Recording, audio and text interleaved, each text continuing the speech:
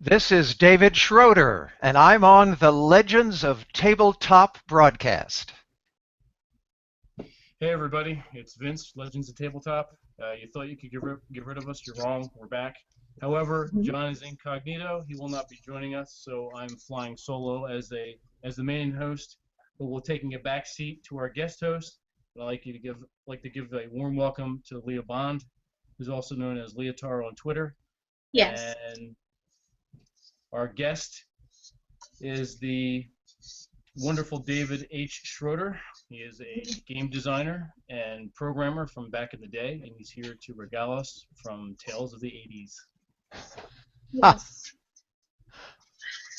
And also the wonderful work that you've done with Dino Eggs and the re-release of that wonderful game from so long ago. I am so proud to be here hosting for Legends of Tabletop tonight, and thank you for joining us, David. I really do appreciate that, and also to have the opportunity.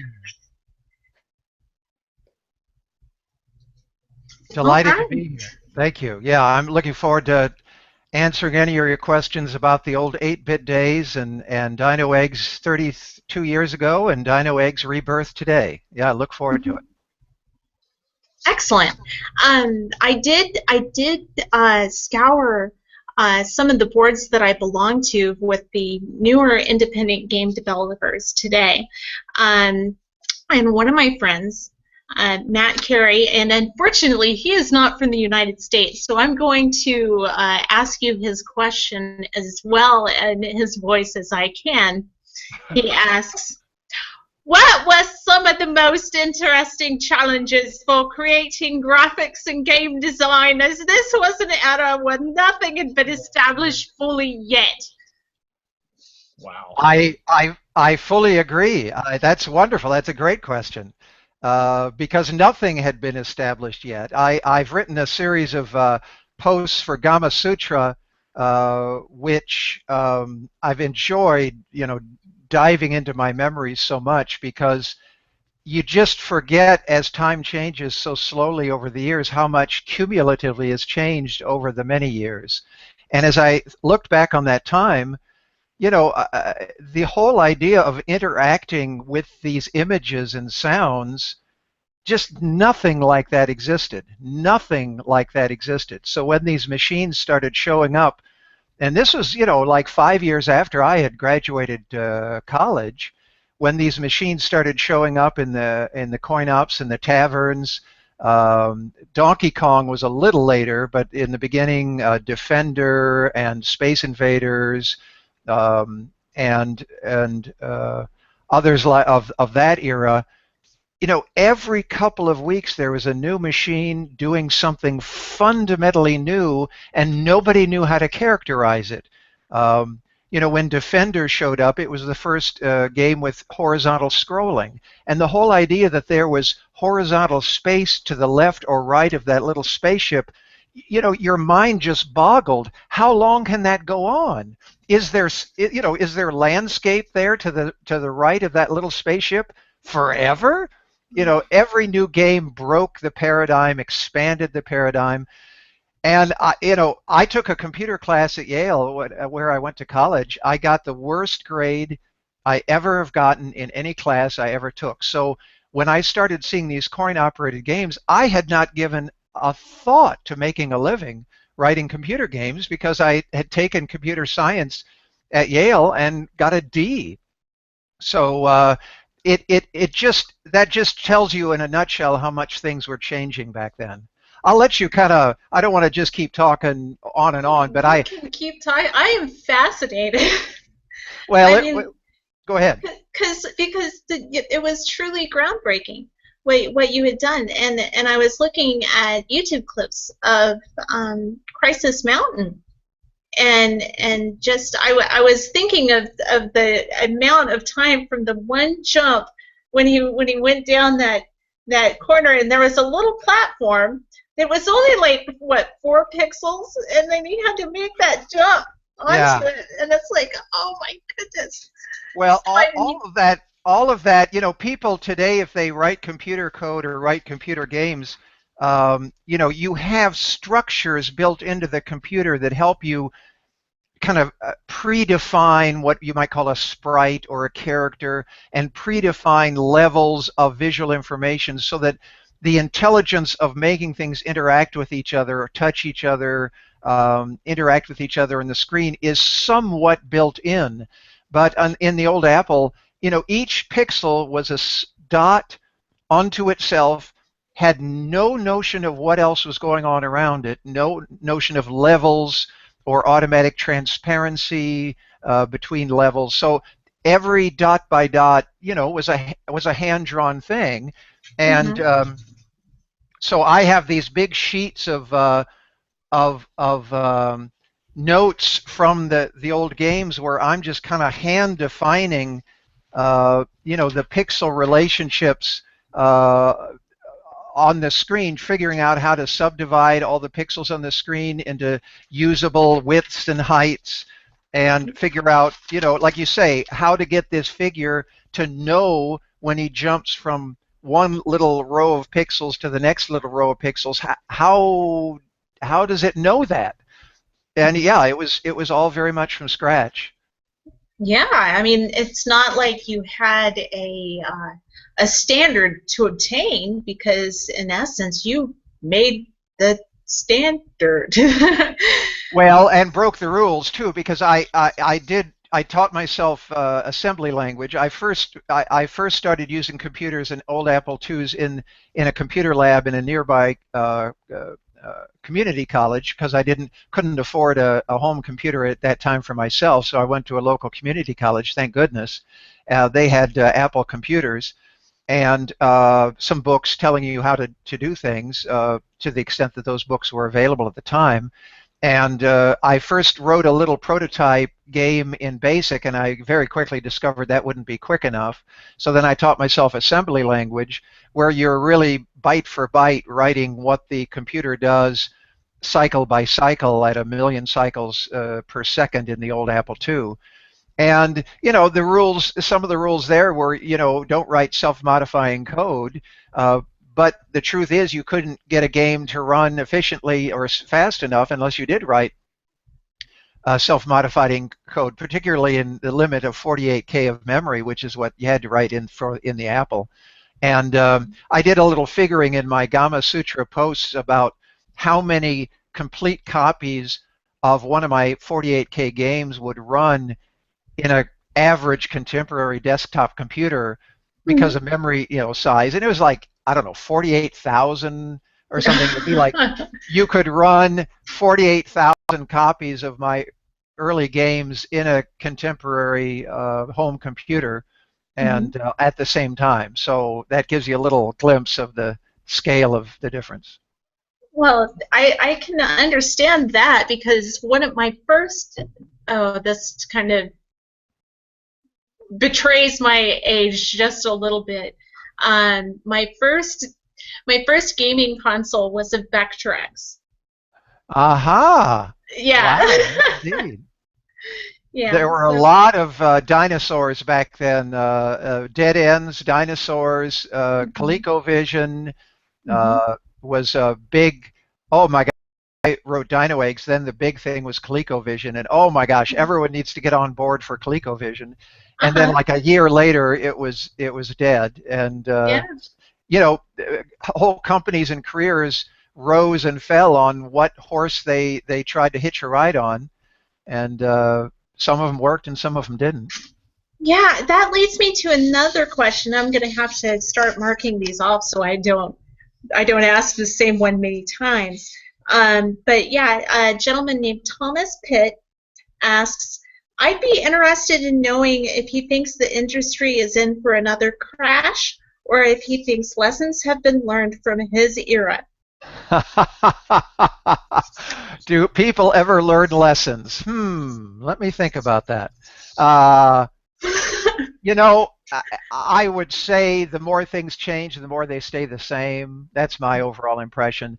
There were so many crashes, but also swing. I don't think of them so much as crashes as swings of pendulums. there's always been this swing in the pendulum between standalone console-based games and desktop computer-based games. Now we have kind of a third position on the pendulum where you've got the standalone console and the desktop home computer and the handheld or mobile device. Mhm. And when the pendulum swings toward one of those 3 points, it's going to be swinging away from the other two. But I always think of it in terms of the broader sense of the game or entertainment area, in which case, yes, there's a pendulum swing within that game area or entertainment area, but people always will look at interesting games and want to be entertained. So it depends on kind of what level you're looking at. Like I say, if your horse is hitched to a wagon, or your wagon is hitched to a horse, which way does that go? You're going to rise and fall with that particular platform or technology. But if you think of it as the overall game industry or the overall entertainment industry, it stays pretty steady, really. So it just kind of depends on what level you're looking at. But no one's learned any lessons. I think that's the bottom line. Okay. Yeah, because what you say makes sense about the pendulum swinging.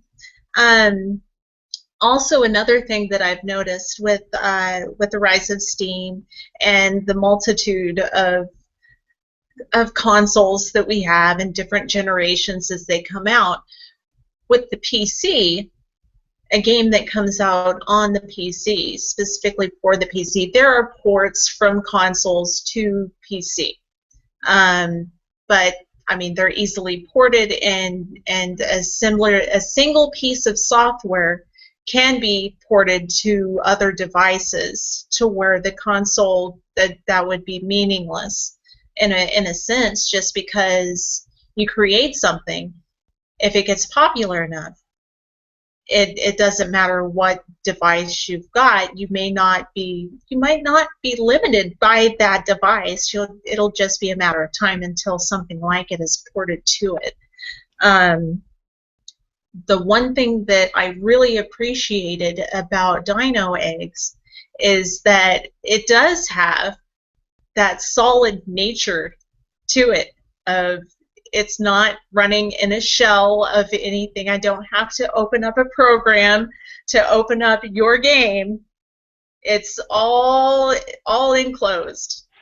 Well, people with emulators now are playing Dino Eggs, of course, on any number of devices through any number of emulators, and it is really interesting because I hear from people all the time, and I hear from more of them now with the revival of the game as Dino Eggs Rebirth, and getting in touch with Dino Eggs fans literally all over the world. And there's quite a few people who tell me I hit a game of Dino Eggs on an emulator at almost every night. They just, it's kind of like their way to calm down at night, or just something they do often with their kids or something.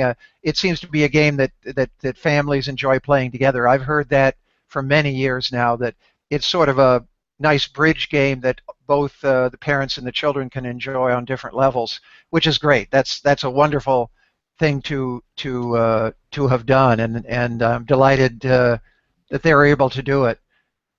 Remind us again, where can we get Dino Eggs Rebirth? Dino Eggs Rebirth is the name of the website and the game, so you can go to dinoeggsrebirth.com, and the game's on sale through a Humble Bundle widget and also through Sellfy, and it's available for the platforms Windows, Mac OS, and Linux. And there's all kinds of possibilities, as you were saying before, Leah, about we have the technological ability, if we have the time and success with the game, to port it to other platforms and other devices. But we hope to get a really solid start on these first 3 platforms that I mentioned, Windows, Mac, and Linux, and then grow from there. But yeah, it's available now.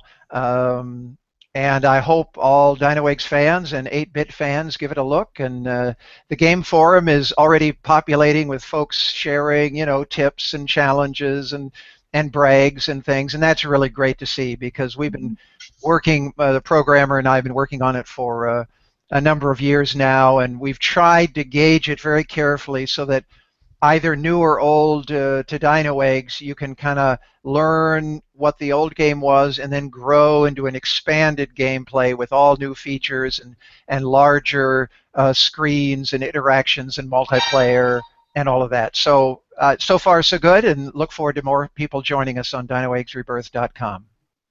Absolutely. I have, let's see. Matt also asks, when he thinks of old games, even with their problems, he and I think, how did you know what to do? How would you even have an idea what to do? Again, I mean, as a standard to live up to, there was no standard at all. And I think that in itself gives me a great deal of respect for you. And that's part of why I'm so excited to have you here today. Well, thank you. I would say it kind of comes down to being inspired. And in the case of those first games, the real inspiration for me was Donkey Kong, because I'll take a little sidetrack here to the history of animated films. When Disney made the first animated feature story, Snow White and the Seven Dwarfs, in 1939, you really have to go back and look at cartoons before that to understand the public attitude about cartoons, which is, I would never sit for more than an hour through a cartoon. I would never watch a cartoon for more than an hour. There's no way it would keep my interest. There's no way it would be anything other than just slapstick. And Snow White and the Seven Dwarfs proved that a whole range of emotions could be evoked by extremely artificial means. A series of still drawn pictures that seem to come to life through technology. And I think that's extremely analogous in my mind, in my experience, to when I first saw Donkey Kong. Because there were other games that, like I say, Defender or Battlezone or Space Invaders, that amazed you with just the whole mindset of, what am I interacting with? What is it going to do next? What is the size of this thing? What is the landscape involved here? But Donkey Kong took that further into the same realm that Disney did with Snow White and the Seven Dwarfs. Personality, character. Yeah. I saw that little guy in Donkey Kong hopping around, and you felt for the little guy. I want him to succeed. And if he succeeds, I succeed. And the power and the subtlety of that relationship inspires, and is part of every computer game since. There are variations on it, of course, but that sparking of, I want to share this character-based experience with people, that was a huge step forward. And that was really the inspiration. I just wanted to recreate Donkey Kong on my own to see how it worked. And then these natural variations that fit in, that made Crisis Mountain, my first game, different from Donkey Kong. Really, I think of them almost as, I'm proud of them. I did things that are distinctive and individual. It wasn't just a ripoff of Donkey Kong. And yet, in my mind, the differences between Crisis Mountain and Donkey Kong are somewhat peripheral, because I was just primarily trying to recreate that magic that I saw on the coin-operated screen. Now that you mention it, I can see a parallel between Donkey Kong and Crisis Mountain, just from the, the tumbling rocks. Yes. And drawing a parallel between the barrels. Yeah. Yeah, okay. Because when I did my first prototypes, I just wanted to get a little jumping guy around with barrels. And then as it became something I wanted to pursue, I thought more in terms of things that intrigued me. And I've always been one about fantasizing about creative ways to survive. It really, when games started moving over into the first-person shooter paradigm, which was later in the 80s, late 80s and early 90s, I was actually amazed by that development, and to be honest, kind of disappointed, because in my fantasy world, I'm never shooting anybody. I don't want to shoot anybody. I don't like imagining shooting anybody. It's actually, it just feels very foreign to me. to me, the paradigm is how can I survive creatively? So Crisis Mountain and Dino Eggs and my third game, Short Circuit, and some of my other games are all about how to creatively survive. And so I just kind of went in that direction, and that gave me the volcano and the lava and the rocks. And people have told me that I may have, and I don't know if I can claim this, but people have said Crisis Mountain and Dino Eggs are two of the earliest games in any format they've seen that have the concept of restorative health, of not only can you get hurt, but if you're not killed, you can heal from the hurting. And, I'm not a historian. Someone can tell me if they can think of a earlier game where it's not just all or nothing. You don't just die or not die. You have an intermediary level of injury, and you can heal from that over time. Because Crisis Mountain had that in it, and so did Dino Eggs in different ways. And like I say, the point isn't whether or not I came up with it first. The point is people like me at that time were making up stuff like that and figuring out how it might work. And how could you get into things more complex than all or nothing, life or death? And we were, figuring it out. So it's, but to answer that question, it was mainly just my eyes were on the prize of doing something that felt as full of life as Donkey Kong. That was really the inspiration, and that guided everything else I did, really, on a creative level, on an aesthetic level. Yeah, I mean, oh gosh. Now, how am I going to smoothly segue out of this one? And now for something completely different. No.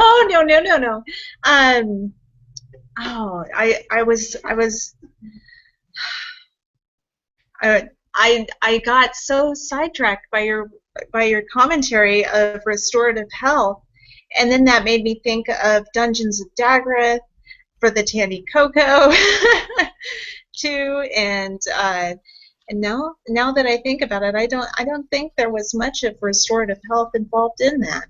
And the shooters, I never really was into the shooters. I was more into the fighting and the puzzles. Way back in the day. Let's see. How did you manage? Brendan JB was another person that would love to hear about how you managed the limitations of the systems back then.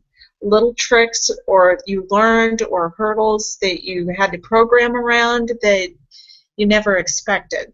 Yeah. Well, the one thing that really blew my mind in the early days was that there wasn't really anything such as a random number, because to have things happen fresh in a game, you need some source of a number that's random. And I thought, well, there'll be something in the computer that literally just throws me a random number.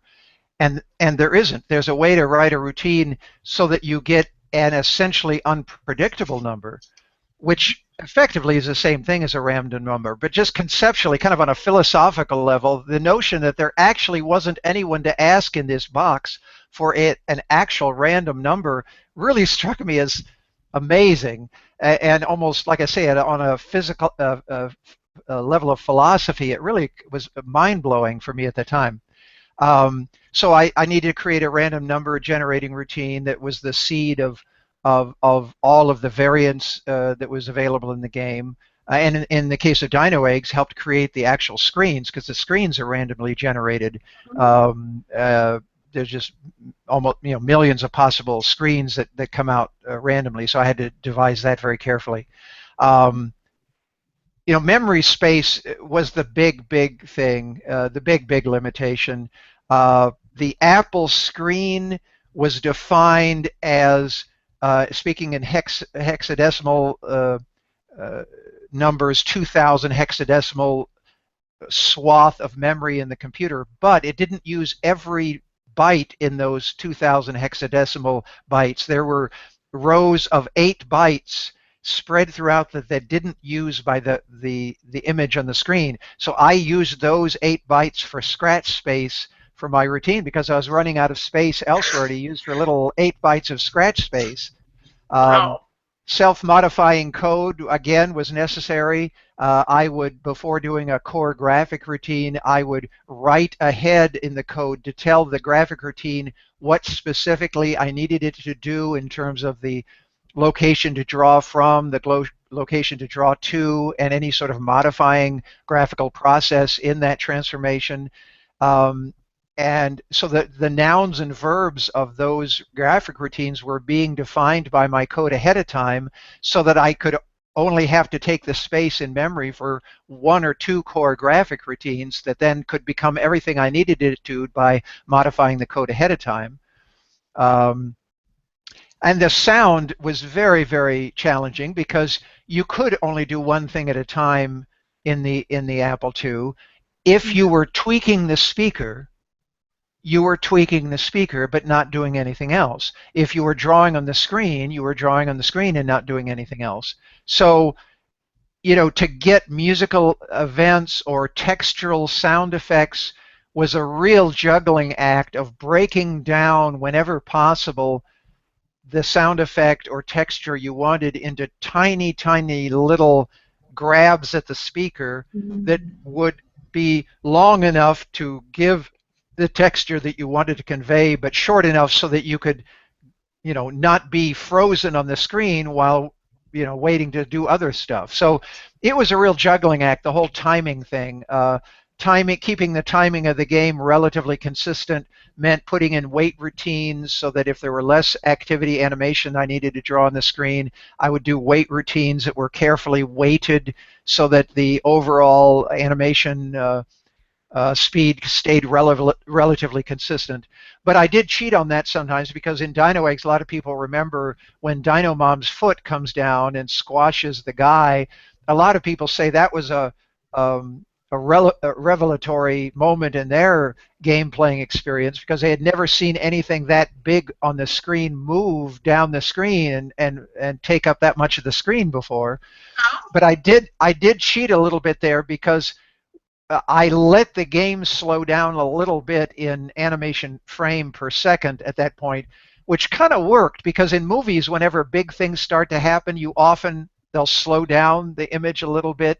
So in a way, that kind of worked cinematically, where the Bigfoot comes down and the game slows down so you can see what's happening. But the truth is, I couldn't change that much visual on the screen any other way. I had to let the game slow down a little bit just to draw that much on the screen, but it worked because the foot didn't stay there. It went up quickly so that it had a temporary feeling, and it didn't bog down the whole game for an extended period of time.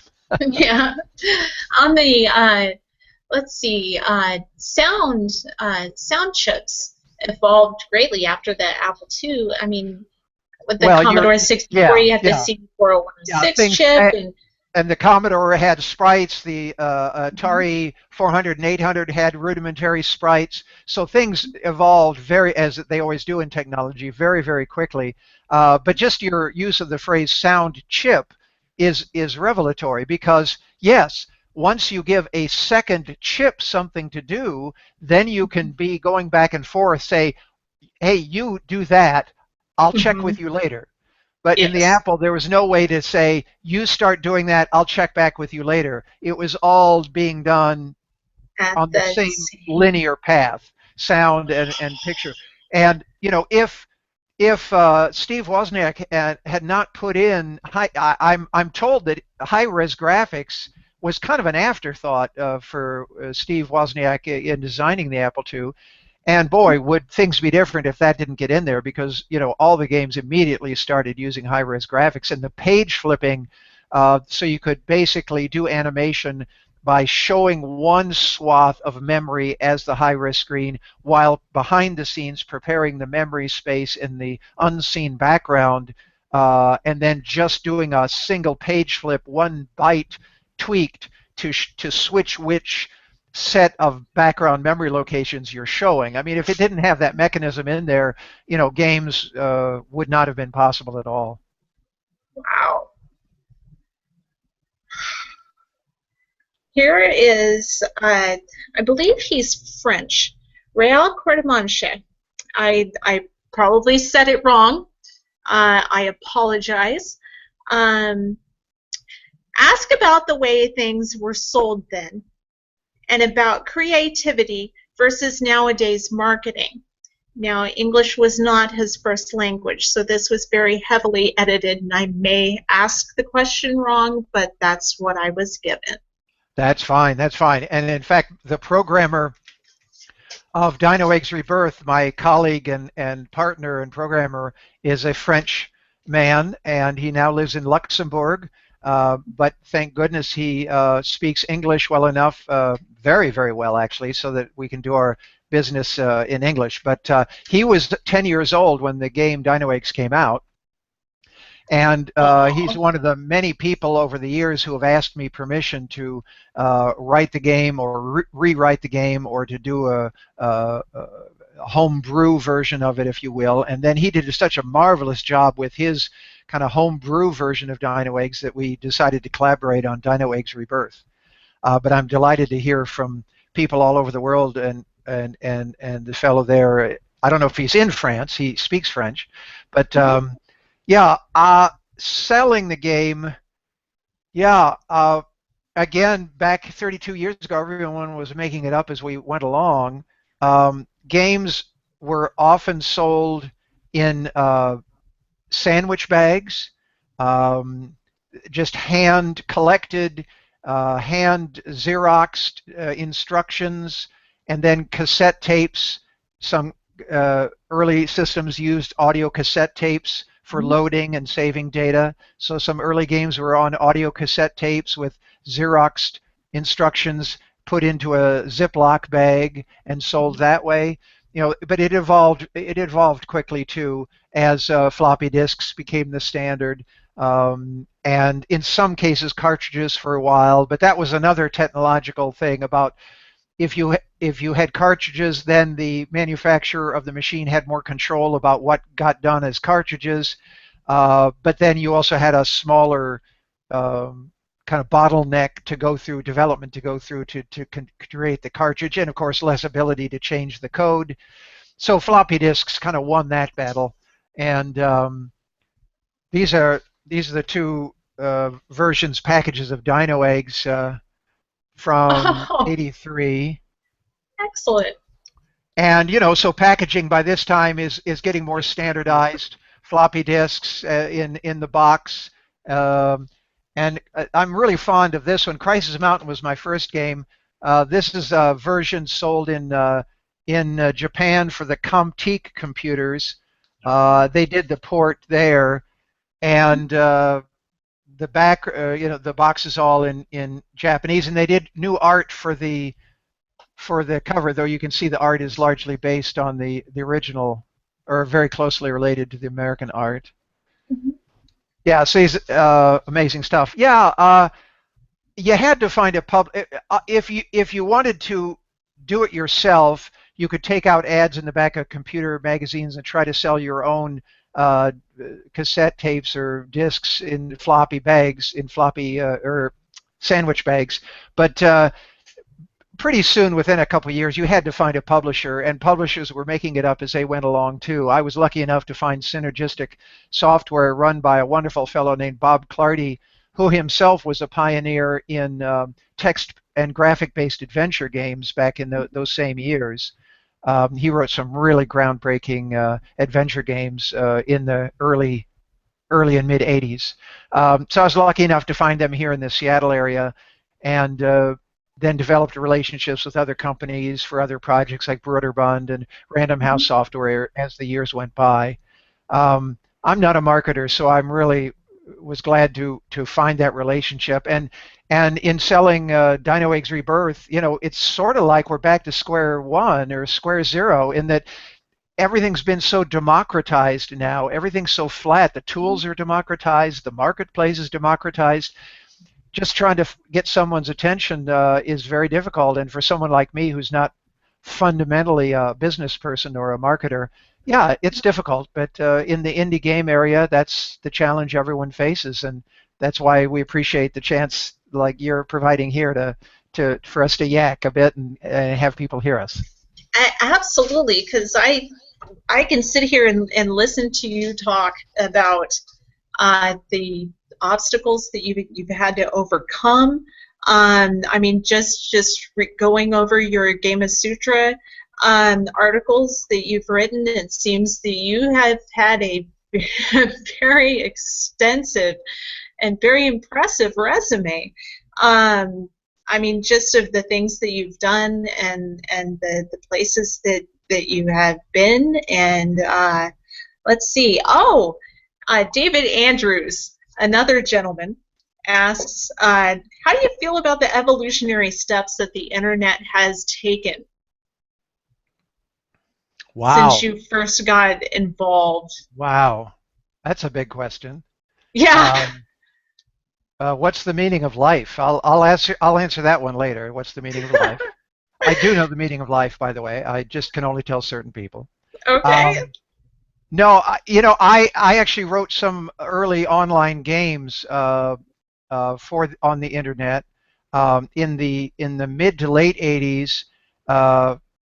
The golden age for me really was in the early 80s, from like 81 to 84, 85, where a single person really could do everything, right? Every bit, every byte, every sound, every pixel, and come up with a satisfying game. But it quickly evolved into teamwork. And I can work in teams, and I'm not a total recluse, but I don't necessarily thrive in teams. And so my work toward the mid and later 80s was more in group projects.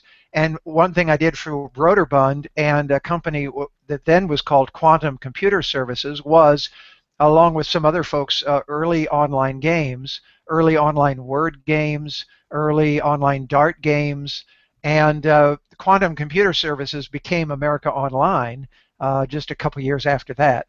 But back then they were doing PC Link for PCs and Apple Link for Apples. They were also involved with Lucasfilm in doing a very groundbreaking kind of avatar-based virtual reality world that was specific to the Commodore 64.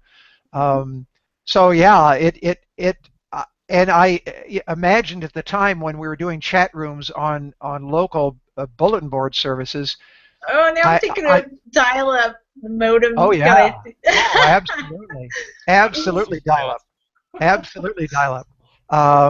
Yeah, in fact, I had a second phone line installed, and this is long before cell phones, of course, a second landline installed in our home in Seattle because I was on the modem so much, the dial-up modem so much, and there wasn't a way there for those two to coexist with DSL and things like that. So I had a second phone line put in specifically so that I could be exchanging online experiences and chatting and stuff in the online world at that time.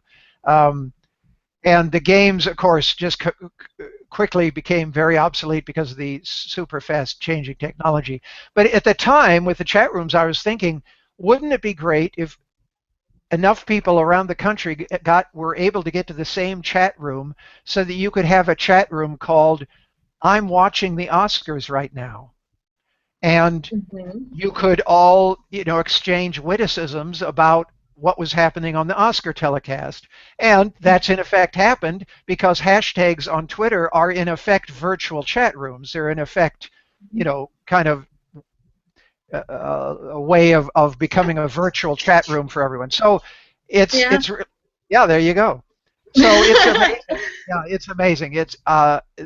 It's changing things just unbelievably quickly and profoundly. And I feel so lucky to be here to witness so many levels of all this. I mean, when I was born, television was just getting established, and when I was growing up, you had 2 channels and maybe a third TV channel, and that was it. Yes. And it's amazing. Go move the antenna. That's the meaning and secret of life is the hashtag. This is what you're saying. You beat me to it. You pulled it out of me, and I wasn't supposed to reveal that without getting a little payback. But you've got it for free now. we could edit and post. Okay. Oh man. I'm just extremely pleased with to be able to have this discussion with you. Um, but yeah, let's see. If you don't meet your standards of success, keep a wide range of options open. At least it seems to me that has been your approach. Would you care to elaborate on this? Say that bromide again. I think I agree with it, but say it again to make sure I'm Oh, okay. hearing it. Yeah, if you don't meet your standards of success, keep a wide range of options open. At least it seems to me that has been your approach. Um, because of microfund and what happened with microfund and the ColecoVision and what happened with that. It Yeah. seems that you have kept a wide range of options open. Would you care to expand and elaborate upon that? Well, I'd just say flexibility. Yeah. My Yeah. career has been nothing if not flexible. I've worked in radio. I've worked in computer games. I've worked for Microsoft. I've worked for other software companies. I'm currently working, in addition to doing DynoEggs Rebirth and promoting that and enjoying that process. I'm also working for a startup energy company, a green energy company based in Seattle. Um, and I've written theatrical musicals. I've been involved in theater work here locally, and one of my theatrical musicals did not get to Broadway, but got some levels of distinction in the world of musical theater. And I write songs, and some of my songs have been performed by friends of mine who are actual professional performers, and I actually got some ASCAP royalties, believe it or not, for writing some Excellent. songs. Not much, but enough Hey, to feel proud of that. So yeah, yeah. flexibility, I guess, has been a byword. Yeah, I'm a very restless kind of creative guy, and I guess I've had to just kind of keep moving, um, and still keep being adaptable if possible. And I've been pretty lucky to have grown up in the era I did and have the opportunities I did. I mean, I did go to an Apple II reunion that was hosted by John Romero, whom you may know from Doom and other early late 80s games back in those days. And um, he was kind enough to invite me to party, and Steve Wozniak was invited, and a variety of other folks from that 8-bit era, Apple II era, were invited. And it really struck me. I was not the oldest person there, but I was one of the older persons there. And I realized that I was so lucky to have been aware of this computer thing happening when I was already 5 years out of college, whereas many of Mhm. the contemporary my colleagues at that time who were also writing the early games and doing the development on the computer, the Apple II, were in college at that time, or in high school at Mhm. that time, or even in junior high at that time. And I was 5 years out of college. So um, again, just the serendipity of all this of um, it's like I was still young enough to grasp the opportunity and teach myself, assembly language in the computer, and yet maybe I brought a certain kind of complexity or maturity to the game concepts just because I was older than my colleagues at the time, and so I just maybe brought a more of a holistic sense of world design to the games, because it does seem like the games I wrote are always just a little deeper. Again, based on the constrictions of the time, and you always had to think of two or three things at once.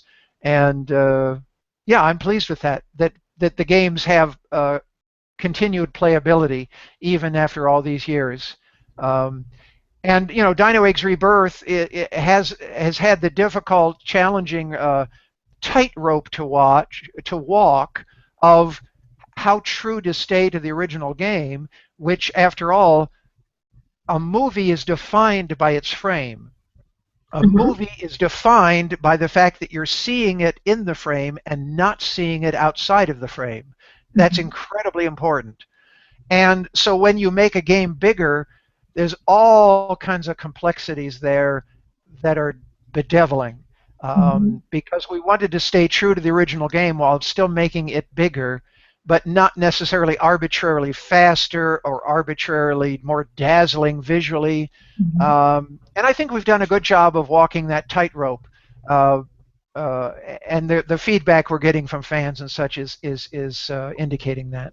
But it's a challenge to go back and and and and look at that old fabric and start pulling out threads and hope that you don't pull out the thread that makes the whole piece of fabric disintegrate in front of your eyes. Oh. So, Oh gosh. Many of these questions that I got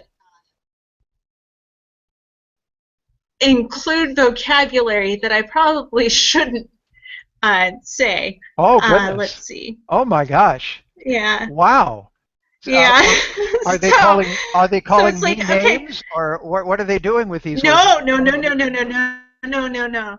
No, Vasily Sunken asks mainly, how did he learn to adapt to the ever-changing times? Like, how many times was he just like, F it, this is too different, I'm out.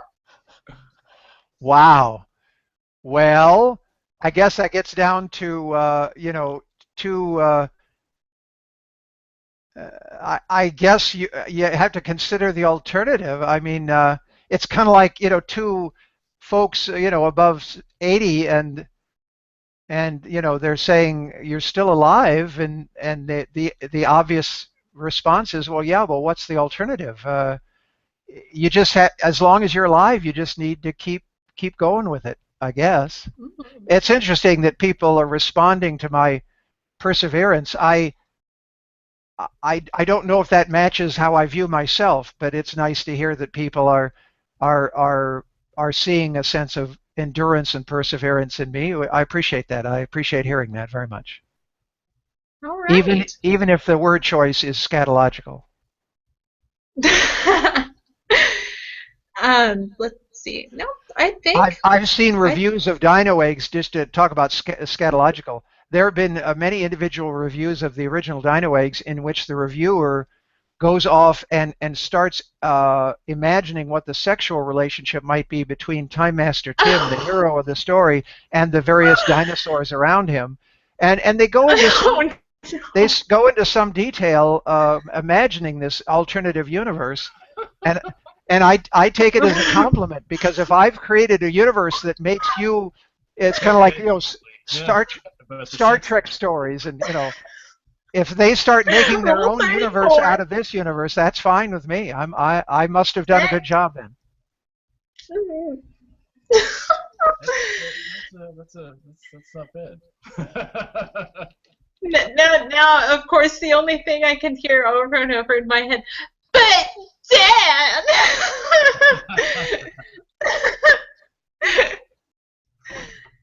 uh, No. Oh my goodness.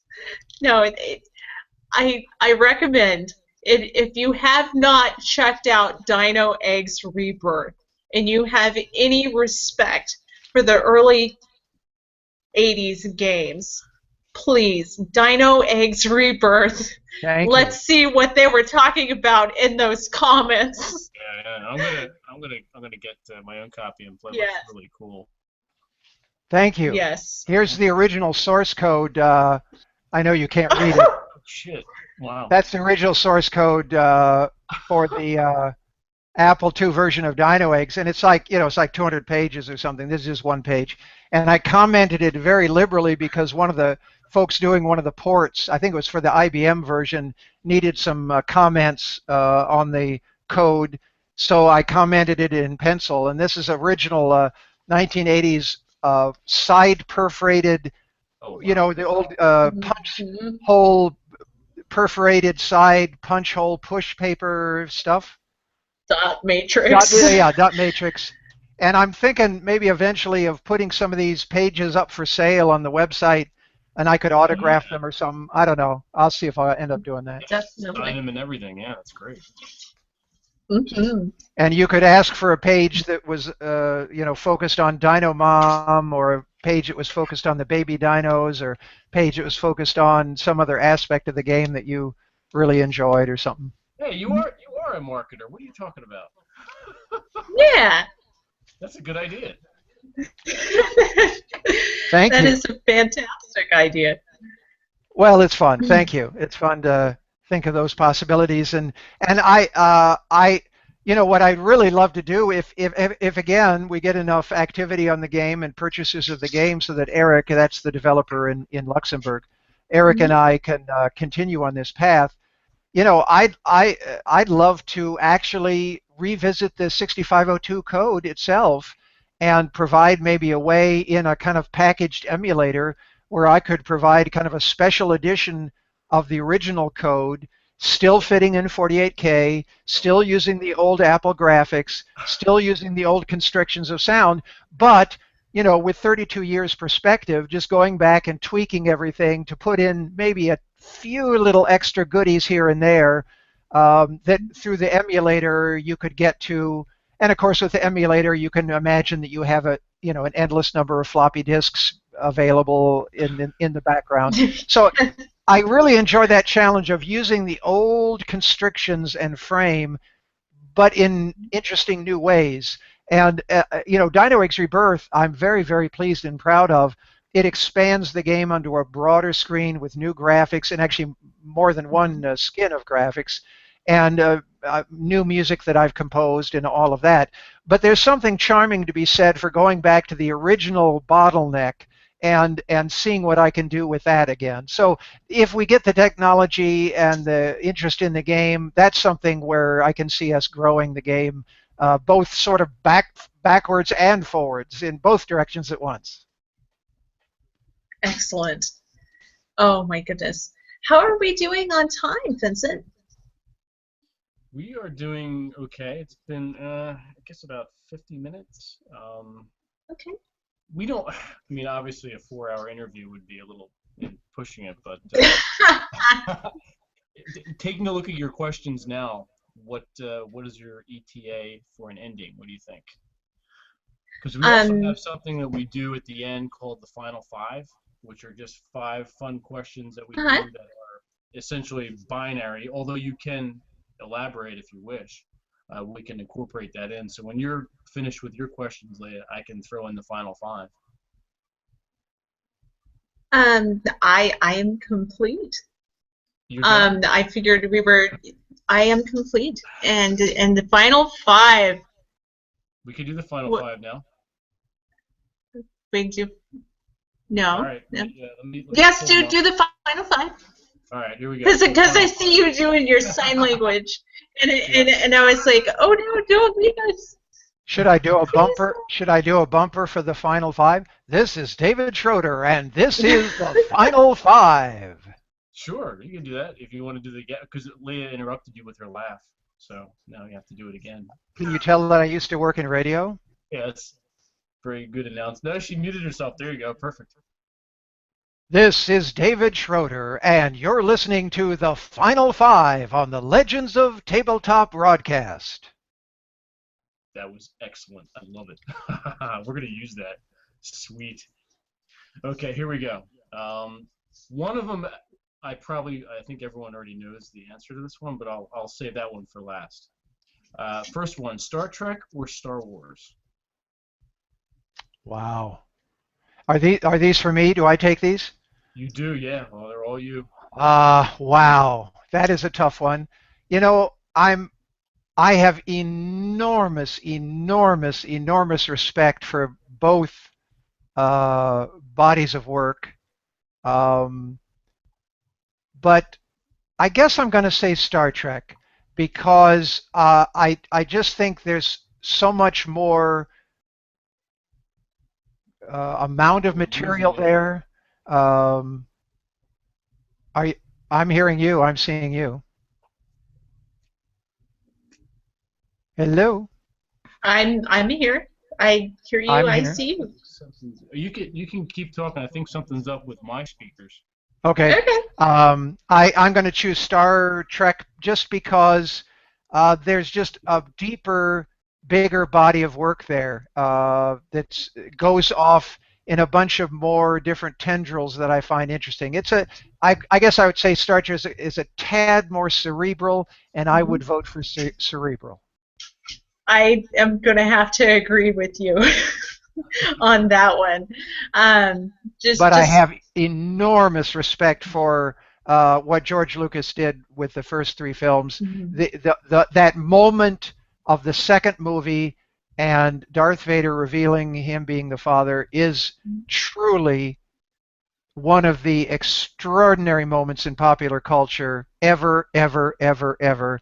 And I can't imagine anything much topping it for a long, long time. It really is at the level of Greek god mythology. So hats off to that.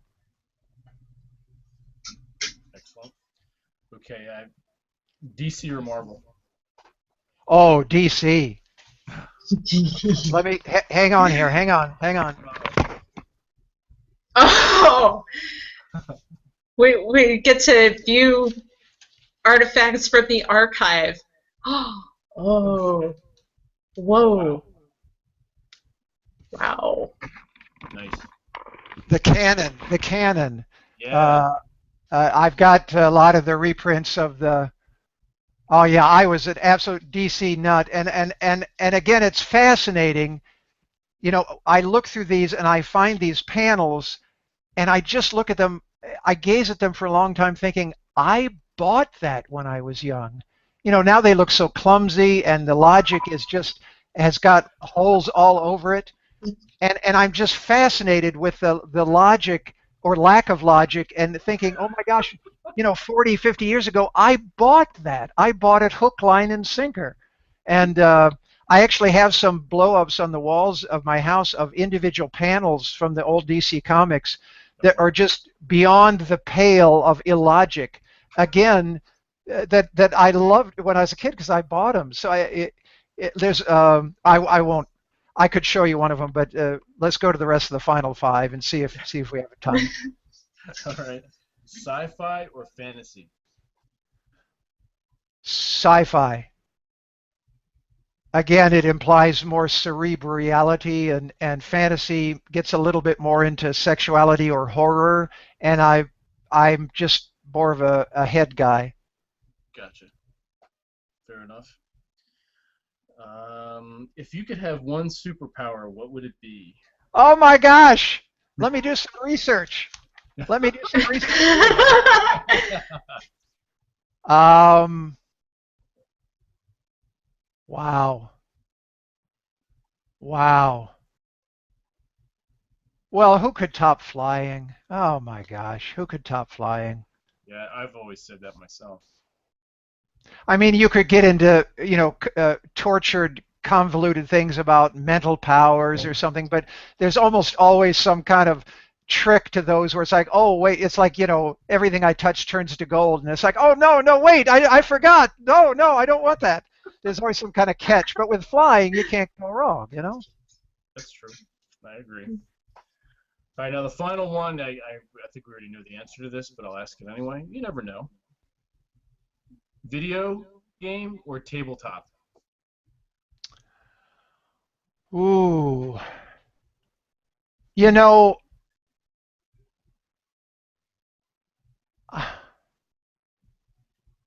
uh, just to be contrarian, maybe I'm saying this just to be contrarian, but I would sincerely likely choose tabletop. Um, I've tried to develop tabletop games myself over the years, along with all my other creative projects, and boy, I have enormous respect for a well-designed card game or a well-designed tabletop game. And my nephews have introduced me to a number of them where I'm just blown away. Magic the Gathering is just unbelievably brilliant, brilliant, brilliant, brilliant.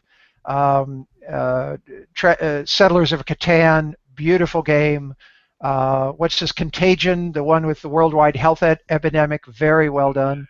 So you know, if I'm with a group of people, I'd much rather play a table game to spend time with them than a video game because you are facing each other.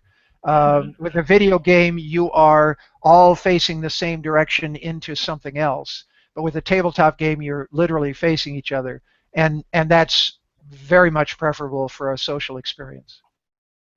That's true. Okay. All right, that was indeed 5. Yes. So I could go, it would take a minute, but I could go get one of these blow-ups of a DC comic panel and I could read it to you. Do you want me to do that? Yeah, please do. I'll be right back. Yeah. Thank you. Cool. Very. Mm-hmm. I could listen to him talk. He does have a great radio announcing voice. Could be good Yes. for narrating. Absolutely. So for an inaugural interview, am I doing okay? Yes, yes. In fact, what we're going to do is we're going to hand off the entire operation to you. No. So I know you can't read this terribly, but you can see that I have framed I have expanded and blown up a frame of a single panel of an old Superboy comic, and I'll get it a little closer so that you can see a little bit of what it's about. And and then I will read it to you. It's a moment where Superboy, as Clark Kent, is sitting in his living room, and a lamp is flashing on and off, and his father and mother, Ma and Pa Kent, are in the background, and I will now read to you what it says. Pa Kent says, "Clark, the lamp, it's going on and off. That means that you're summoned on your secret Superboy signal radio on a special beam that can only be transmitted by the White House, Chief Parker, or Professor Lang." And Clark responds, "I know, Dad. I'll go down to my secret room and find out who's calling Superboy and why." Isn't that great? Oh, man. Fantastic. "Clark, the lamp, it's going on and off. That means you're being summoned on your secret Superboy signal radio on a special beam that can only be transmitted by the White House, Chief Parker, or Professor Lang." I know, Dad. I know. I designed the system. I built the system. I made the secret radio. I know how it works. Damn it, Dad. That's pretty Oh. Yeah, nobody. Yes. You don't see quality dialogue like that. Yeah. No. Or read. Not these days.